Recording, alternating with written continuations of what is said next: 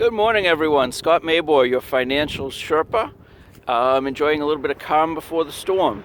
So I was talking to some people recently, and they asked what I do. And actually, my technical designation is CFE. I am a Certified Financial Educator. So for what it's worth, I teach people alternative ways to save for retirement, how to pay for college, ways that do not incur any market risk, typically a tax exempt, and much more flexible than traditional plans that most people are familiar with.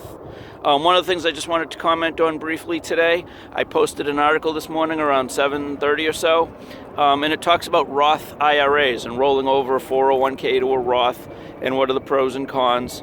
And for those who don't know, the primary difference is a traditional 401k or an IRA is pre-tax, so the money comes out before your taxes are calculated. And many people think that's a great thing. I would argue not so much. In a Roth IRA 401k, you're funding it with after-tax dollars. The money comes out tax-free, so you don't pay tax on the gains. That, I would argue, is a better scenario, especially if you're in the camp that feels taxes in the long run will be going up. And even with our new tax law, and I'm not an accountant, but the new tax law expires for the personal exemptions. So on a personal level, the taxes are already, are going up because they're set to expire in, I believe, 10 years. But just wanted to hit upon a subject quickly. If Roths are a better thing, why are you capped on income, who can use it, does not apply to rollovers, and how much you can put in? So typically, if a Roth is a better thing, excuse me, there's a plane going overhead. If a Roth is better than a traditional, why are you allowed to put less in? Or why can't you put as much in, prevented from putting as much in?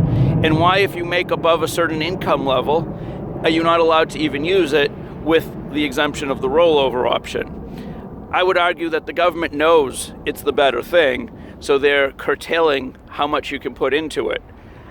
The products I use function as kind of a super Roth, if you will, Roth on steroids, when I was trained.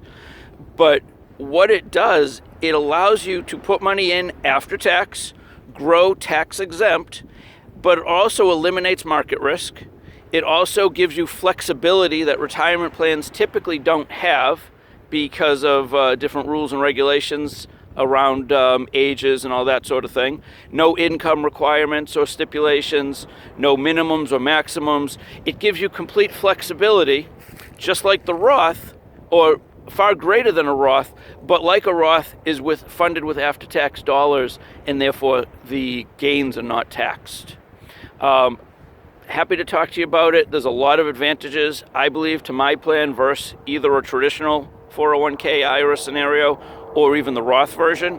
But if you're a fan of Roths, you should absolutely look at what we do, because it literally is what the Roth was based upon.